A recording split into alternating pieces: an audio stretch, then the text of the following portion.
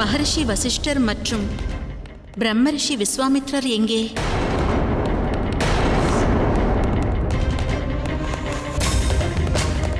கவலை கொள்ள வேண்டாம், அவர்களின் இருப்பிடம் அறிவேன்.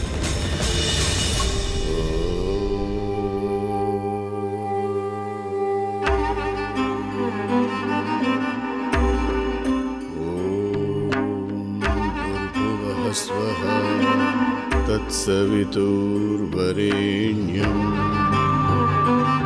भर्गो देवस्य धीमहि धियो यो नः प्रचोदयात्।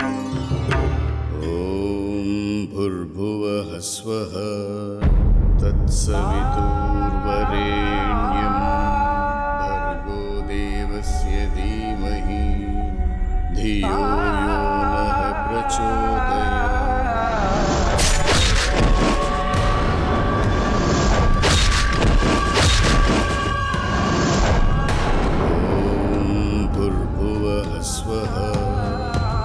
तत्सवितुर्वरेण्यं भर्गो देवस्य धीमहि धियो यो नः प्रचोदयात्।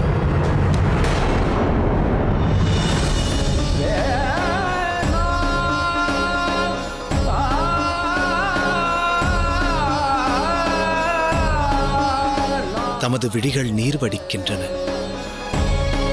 சீடனிடம் வேதனை உரைக்க மாட்டீர்களா? என்னால் இயலுமேயானால் அதை அவசியம் விலக்குவேன்.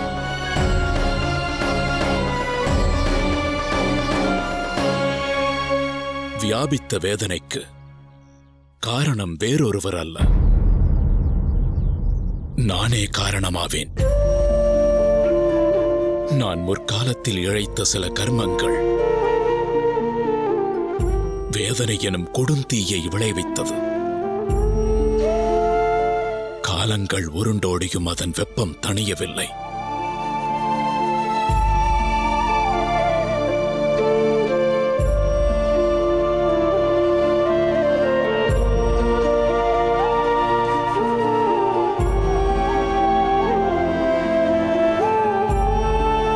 மன்னியுங்கள் குருதேவரே,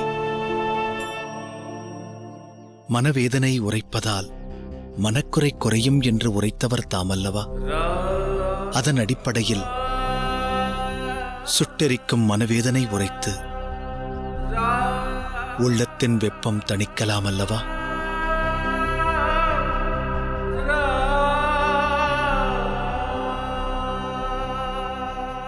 உள்ளத்தின் வேதனை உணர வேண்டுமெனில்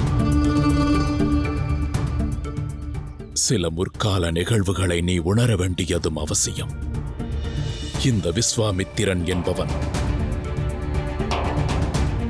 அன்று பிரம்ம ரிஷி பட்டம் அற்றவனாவான்.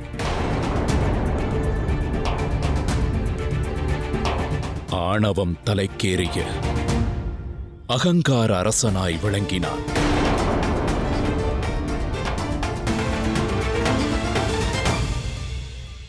விஸ்வரதன் என்னும் அரசன்